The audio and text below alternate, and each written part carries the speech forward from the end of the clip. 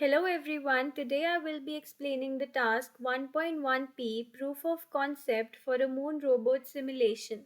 So in this task we were supposed to create a console application that will simulate a moon robot moving on a square map of dimensions defined in the code. The robot can execute various commands like place, left, right, and move. So now let's move on to the code.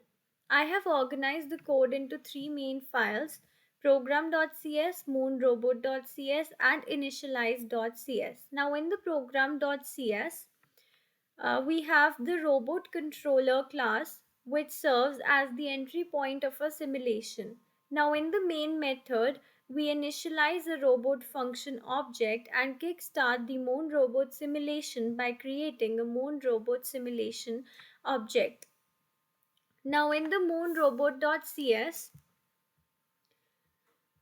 we define the moon robot simulation class, which encapsulates the logic of our robot's movement and interactions with the moon's surface. Now in this code, first we have defined some of the private fields to store the size of the grid representing the moon surface, the current coordinates of the robot, that is the x and y coordinates, a field to track whether the robot has been placed on the grid or not, to store the current directions of the robot, to store the current directions the robot is facing. Now in the public moon robot simulation, which is a constructor for the moon robot simulation class, taking the grid size as a parameter. Now in the if statement, it checks if the grid size is even and between 2 and 10. If not, an argument exception is thrown saying invalid grid size, it must be an even number between 2 and 10. Then we have set the size field to the provided grid size and initialize the placed to false. Now in the place method, the robot is placed on the grid at a specified position and direction. In the if statement, it ensures the provided coordinates are within the grid. If not, a message will be printed saying invalid placement, robot must be placed within the grid. And the method returns without placing the robot. If the placement is valid, then it updates the x and y direction and placed fields.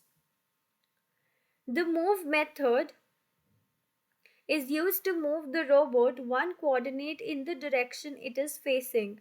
Check if the robot has been placed. If not, the method returns early. Then we have defined a move step variable. In the switch statement, we are to update the robot's position based on its current direction, that is north, east, south, or west, and we update the robot's position. Now the left method is to turn the robot 90° to the left without changing its coordinate. Then it checks if the robot has been placed using the if statement. If not, the method returns early. Now in the switch statement, we are to update the robot's direction based on its current direction. Same functionality of left is to be followed in the right. Now in the print current position method, we are to print the current position and the direction of the robot. Then we check if the robot has been placed. If not, the method returns early. Then we print the current position and the direction to which the robot is facing. Now in the print grid method, we are to print the grid displaying the robot's position. Then in the for loop, we iterate over the grid and prints R at the robot position and dot elsewhere. In the run robot controller loop, we are to run the control loop for the robot simulation. Then we display the grid and the current positions of the robot. Then we prompt the user to use arrow keys to move or to quit the application. The do while loop is for continuously reading the user's input and execute the corresponding command. The loop continues until the user presses Q to quit. Now in the initialize.cs, we are we set up the initial conditions for our Moon robot. The robot function class provides a method to initialize the robot, allowing users to input the grid size and the initial positions of the robot. Now, in the Moon robot simulation initialize robot method, we are to initialize the Moon robot and return a Moon robot simulation object. In the console.write line, we are printing the message prompting the user to enter the grid size to be an even number and between 2 and 10. The while loop continuously prompts the user for the grid size until a valid input is received. Then we create a new instance of the Moon robot simulation class with the specified grid size using this command. Then we prompt the user to enter the x and y coordinates. To enter the x and x coordinates for placing the robot on the grid. Then the while loop continuously prompts the user for the x coordinate until a valid input is received. Same follows for the y coordinate. Then we ask the user to enter the initial direction of the to which the robot should be facing, that is north, south, east or west. Then the robot dot place we place the robot on the grid with specified coordinates and direction coordinates, that is x and y, and initial direction.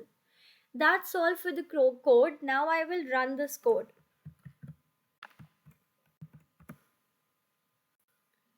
Now in the code first, it would ask me to enter the size of the grid, which should be an even number between 2 and 10. Now if I enter 1, that it would say invalid input. Now if I enter 3, which is not an even number, then also it would say an invalid input and please enter a valid even number between 2 and 10. Now I would enter 4. Now it would ask me for the x coordinate of the robot. Now if I enter, let's say 9, then it would say invalid x coordinate. Now I would enter 2 and same I would enter the y coordinate. Now it would ask me for the initial direction of the robot. Now let's say I would enter north. So now if I move the robot using the arrow keys, then it would move in the north direction, as you can see. Now if I change the direction to west, then it would move to west. Now if I change the direction to south, then it would move to the south. And if I change the direction to east, then it would move towards the east. Now to quit the application, I have to press Q on the keyboard. So I have pressed Q and now the application quit. Now that's all for the code. Thank you very much.